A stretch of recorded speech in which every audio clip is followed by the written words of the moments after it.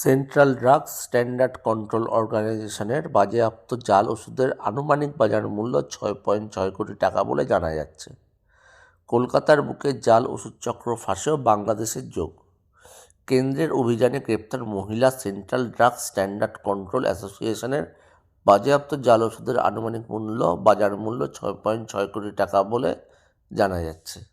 জাল ওষুধ চক্র রুখতে বর্ষ শেষে কেন্দ্রের লাগাতার অপারেশন, আর সেই অভিযানেই কলকাতার বুকে ফাঁস হলো বড়সড় চক্র, আর তাতেও মিলল বাংলাদেশের যোগ। দেশি বিদেশি নামী কোম্পানির ওষুধ নিয়ে কালোবাজারির অভিযোগে গ্রেপ্তার এক মহিলা। তিনি রিজেন্ট পার্কের বাসিন্দা বলে জানা গেছে। ক্যান্সার, ডায়াবেটিস মোকাবিলায় ওষুধ বাজেয়াপ্ত হয়েছে। কেন্দ্রের এই অভিযান বড়সড় সাফল্য পেল বলে মনে করা হচ্ছে।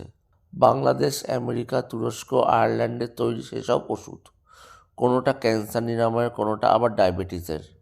কোনো ওষুধের স্ট্রিপে লেখা মেড ইন বাংলাদেশ।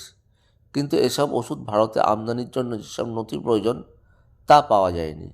কে বা কারা এত বড়সড় চক্র চালাচ্ছে তা তদন্তে নেমে ড্রাগস কন্ট্রোল অর্গানাইজেশনের সদস্যরা এক মহিলার খোঁজ পান।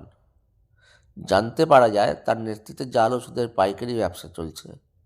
রিজেন্ট পার্কের ওই মহিলাকে গ্রেপ্তারের পর আদালতে পেশ করা হয়েছে। 14 দিনের জেল হেফাজতের নির্দেশ দেন বিচারক। তাকে জেরা করে এই অসাধু চক্রের অন্যদের খোঁজ চলছে। স্বাস্থ্য পরিবার কল্যাণ মন্ত্রকের তরফে জানানো হয়েছে, জনস্বাস্থ্যের দিকে নজর রেখে জাল ওষুধ বিরোধী অভিযান চলবেই। এক্ষেত্রে জিরো টলারেন্স নীতি নেওয়া হয়েছে। শুধু জাল ওষুধ রুখে দেওয়াই অভিযানের মূল লক্ষ্য নয়, বাজারের ওষুধের গুণগত মান পরীক্ষাতেও নজর দেওয়া হচ্ছে, যাতে নিম্নমানের কোনো ওষুধ আর বিক্রি না হয়, তার জন্য অপারেশন চলছে।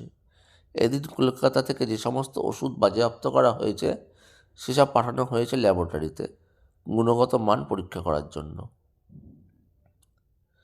দয়া করে আমার এই চ্যানেলটিকে যদি আপনাদের ভালো লাগে এবং ভিডিওগুলি আপনারা পছন্দ করেন, তবে একটু লাইক, সাবস্ক্রাইব এবং শেয়ার করে দেবেন। ধন্যবাদ।